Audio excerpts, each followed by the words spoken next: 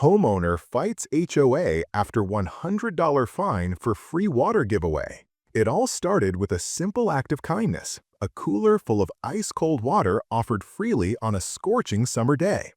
But in the manicured world of the Harmony Creek Homeowners Association, no good deed goes unpunished. For David, a single father just trying to help his neighbors, that cooler would become the catalyst for a war he never saw coming. The first shot was a piece of paper taped to his door, a $100 fine for an unauthorized giveaway. It was petty, it was absurd, but it wasn't just about the money, it was about control. What David didn't know was that this small fine was a test, a first move in a silent, vicious game played by the HOA president, a woman who ruled the neighborhood with an iron fist. He was about to learn that in Harmony Creek, some rules are designed not to protect, but to break you. And this fine was just the beginning. David had moved to Harmony Creek 3 years ago for one reason: his son, Leo. After his wife passed, leaving him to navigate the world as a single father, all he wanted was a place that felt safe, stable, and quiet. Harmony Creek, with its cookie-cutter houses, pristine green lawns, and promises of a secure community, seemed like the perfect suburban sanctuary. David worked as a graphic designer from a small home office, a job that allowed him to be there when Leo got off the school bus, to help with homework, and to build a life that was as normal as he could make it. He was a quiet man by nature, a rule follower. He paid his bills on time, mowed his lawn every Saturday morning just like the bylaws dictated, and brought his trash cans in from the curb no later than 6 p.m. on pickup day. He wasn't looking for trouble, he was trying to outrun it. The neighborhood was governed by the ever-watchful eye of the Homeowners Association and its president, Carol Albright. Miss Albright was a widow in her late 60s who had lived in Harmony Creek since it was first developed. She carried herself not as a neighbor, but as a warden. Her power was absolute, her interpretation of the HOA covenants final. David had only seen her a handful of times, usually from a distance. A silhouette in her window, a stern face driving by slowly in her pristine sedan. There was an unspoken understanding among the residents. You did not cross Carol Albright. She had a knack for making problems disappear, and sometimes the people attached to them too. As one of the few black families in the predominantly white neighborhood, David always felt a different kind of pressure, a subtle weight of observation that his neighbors didn't seem to carry. He and Leo were guests in a world that wasn't built for them, and he knew it. So he kept his head down and his lawn immaculate. The summer had been brutal, a relentless wave of heat that baked the asphalt and turned the air into a thick, shimmering haze. One afternoon, Leo came inside, his face flushed, and mentioned how thirsty the mail carrier looked. It was a simple, innocent observation, but it sparked an idea in David's mind. A small way to contribute, to be a good neighbor. He grabbed a cooler, filled it with ice and bottled water, and drew a cheerful, handwritten sign that read, "Free water. Stay hydrated." He placed it at the end of his driveway, a tiny beacon of relief in the oppressive heat. For a week, it was a quiet success. Delivery drivers would honk in gratitude. Kids on bikes would grab a bottle and shout their thanks. It was a small, good thing in a world that felt short on them. David felt a flicker of pride, a sense of community he hadn't felt before in Harmony Creek. He thought nothing of it. Why would he? It was just water. Then came the letter.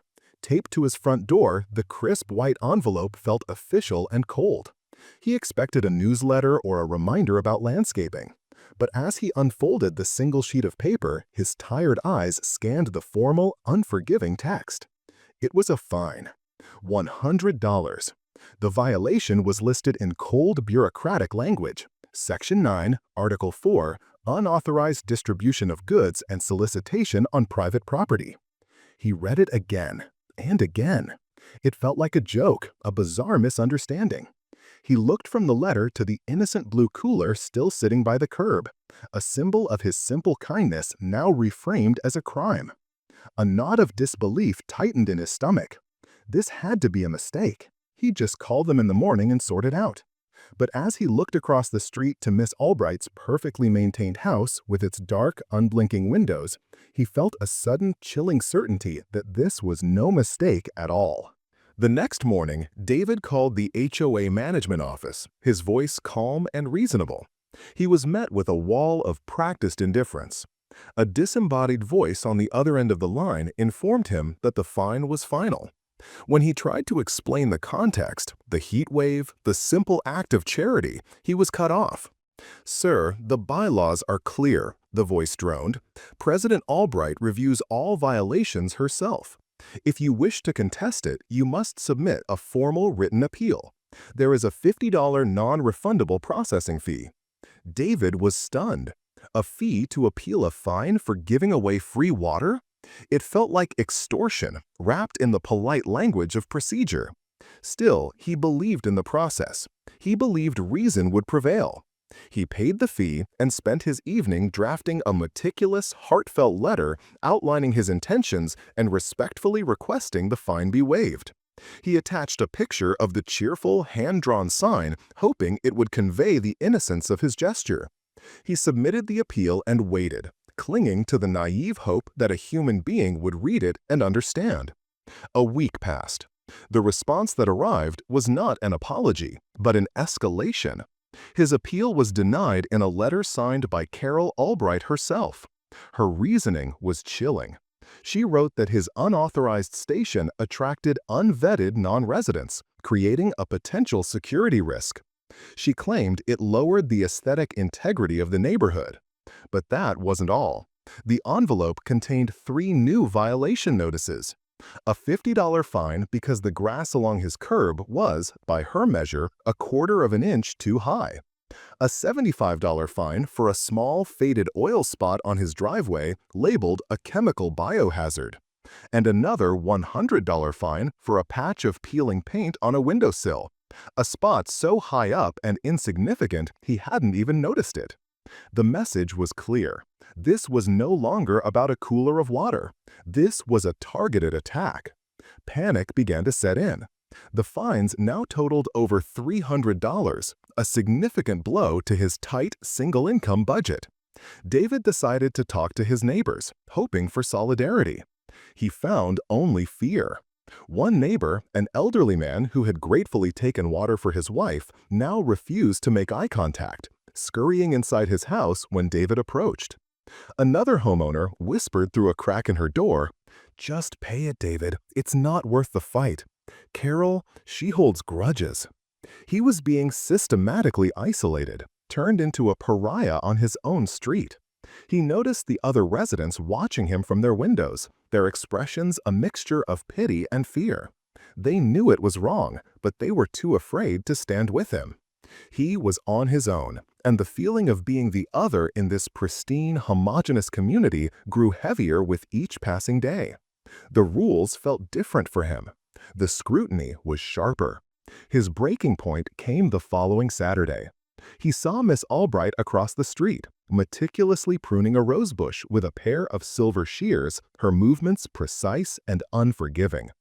Gathering every ounce of courage, David walked over, determined to appeal to her humanity.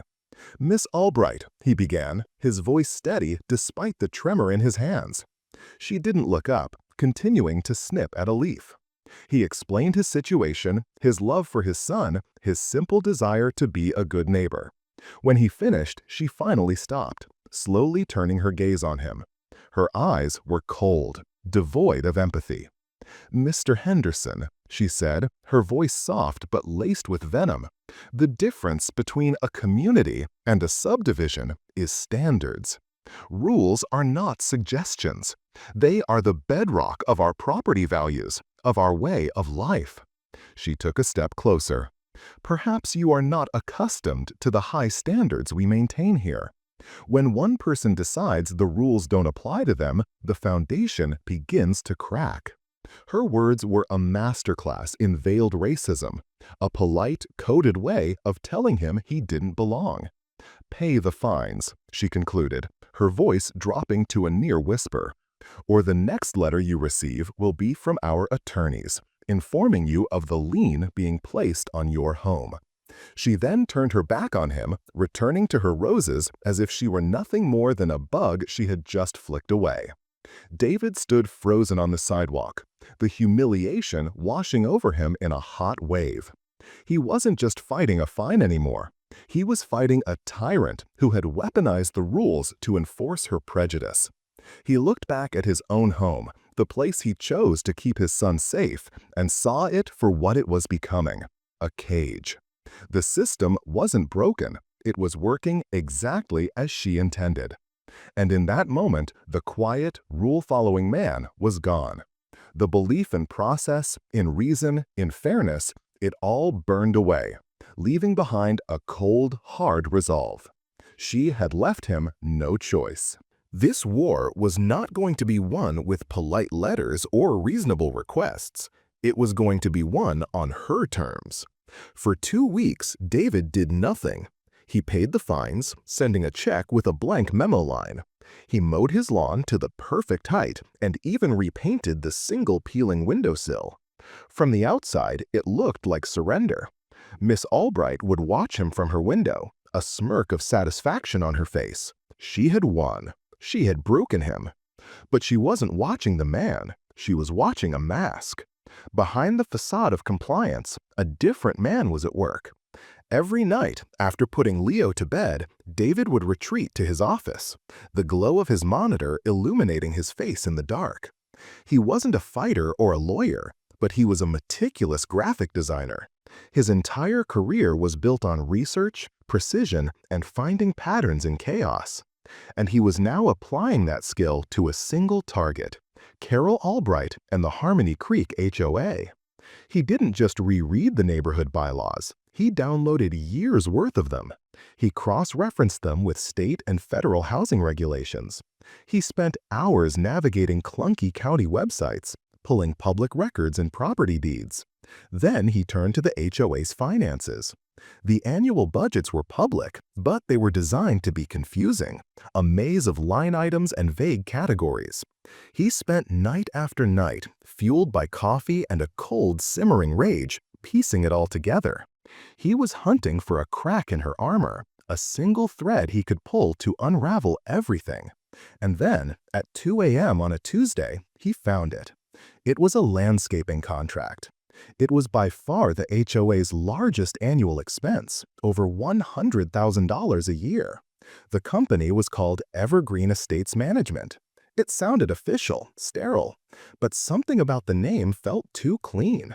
A quick business registry search revealed the company was founded just 2 years ago, the same year Miss Albright had been elected president. Another search revealed the owner's name, a man named Richard Miller.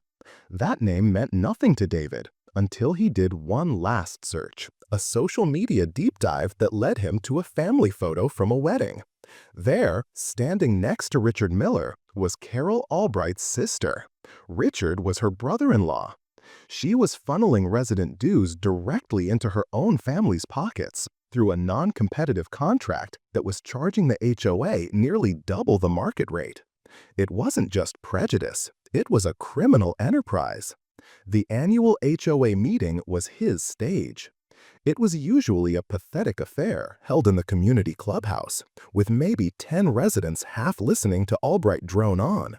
This time, David made sure it would be different. He didn't rally a mob. He simply sent a short, anonymous email to every resident in the directory. For those concerned about rising HOA dues and budget transparency, your attendance at this year's meeting is crucial. The night of the meeting, the room was more full than it had been in years. Miss Albright stood at the podium, visibly annoyed by the larger-than-expected crowd, but still radiating her usual smug authority. She breezed through the agenda, her voice a condescending purr. When she finally asked if there was any new business, a tense silence fell over the room. Then David stood up. "I have a question about the budget," he said, his voice echoing in the quiet room. Miss Albright's eyes narrowed. "Mr. Henderson, we've already discussed your fines." "This isn't about my fines," David said, walking calmly to the front of the room and connecting his laptop to the projector. "It's about our landscaping contract." An image flashed onto the screen behind Albright, a pie chart showing the massive portion of the budget dedicated to Evergreen Estates Management. Slide by slide, with the cold precision of a corporate presentation, he laid it all bare. The inflated invoices, the lack of a bidding process, the business records, and finally, the wedding photo of his accuser standing arm in arm with the man she was making rich. The air in the room turned to ice. A collective gasp was followed by a wave of angry murmurs. People were pulling out their phones, recording, the red dots like a dozen accusing eyes. For the first time, Carol Albright's composure shattered. Her face, usually a mask of stern control, turned a blotchy, panicked red. "This is an outrage! These are lies, slander!" she stammered, but her voice was drowned out by the rising tide of resident anger. The people she had ruled through fear were now looking at her with contempt. The spell was broken. They saw her not as a protector, but a common thief who had used their money and her power to enrich her family, hiding her corruption behind a smokescreen of petty violations and racist intimidation. David said nothing more. He simply stood back and watched as the empire of fear she had so carefully constructed crumbled into chaos around her. The chaos in the community clubhouse was the fire that purified Harmony Creek. In the immediate aftermath, Carol Albright's authority evaporated completely.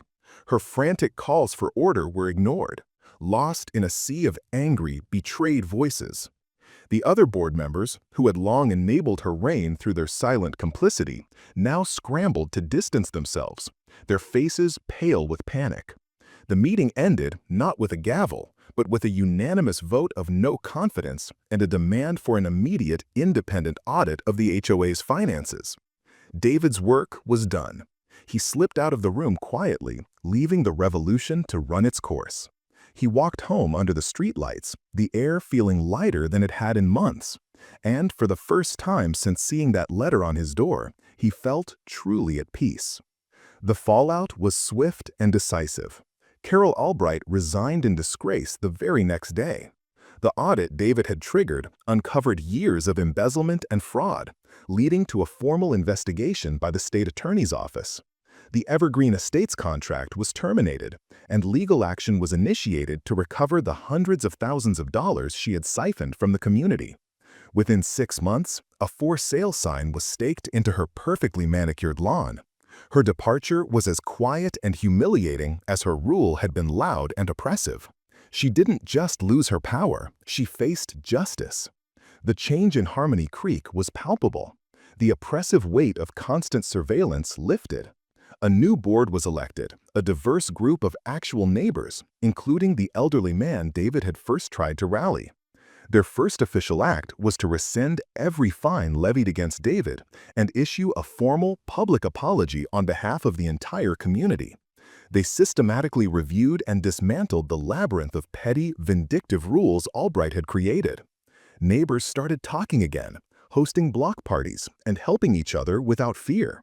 The cooler reappeared at the end of David's driveway on the first hot day of the next summer, and this time it was joined by 2 others down the street. The neighborhood was finally becoming the community he had always hoped it could be. David was changed too. The quiet, non-confrontational man who just wanted to be left alone had discovered a strength he never knew he possessed. He hadn't sought power, but he had earned a profound respect from those around him. He became a quiet leader, the person people came to for advice, not because he was on the board, but because he had proven that one person's courage could liberate everyone. The greatest impact, however, was in the eyes of his son. He had shown Leo that you don't have to answer bullies with anger or violence, but with intelligence, courage, and the undeniable power of the truth. His house was no longer a cage. It was a home, a true sanctuary built on a foundation of dignity he had fought for and won. This was never just a story about a $100 fine or a corrupt HOA president. It's a story about how easily systems, big or small, can be twisted into weapons of prejudice and control. It's a reminder that tyranny often hides behind the mundane language of rules and regulations. David's fight shows us that the most impenetrable walls of injustice can be brought down, not by a battering ram, but by finding a single loose brick. His story leaves us with a critical question. How many other injustices, in our own neighborhoods and beyond, are we silently tolerating simply because no one has had the courage to check the receipts?